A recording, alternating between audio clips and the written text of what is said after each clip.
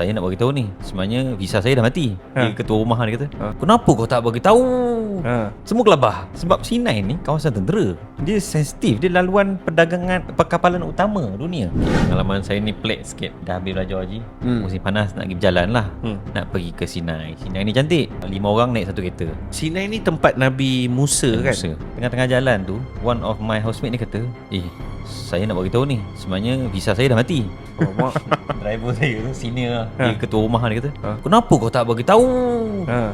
Kawan ni dia tak renew. Semua kelabah. Sebab Sinai ni kawasan tentera. Dia sensitif, dia laluan perdagangan perkapalan utama dunia. Kalau tak lalu Sinai, kena pusing South Africa. Memang tentera banyak kasus, banyak checkpoint yang check.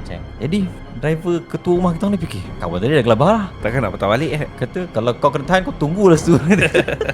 Jadi tolong fikir idea ketua driver saya ni dia kata macam ni,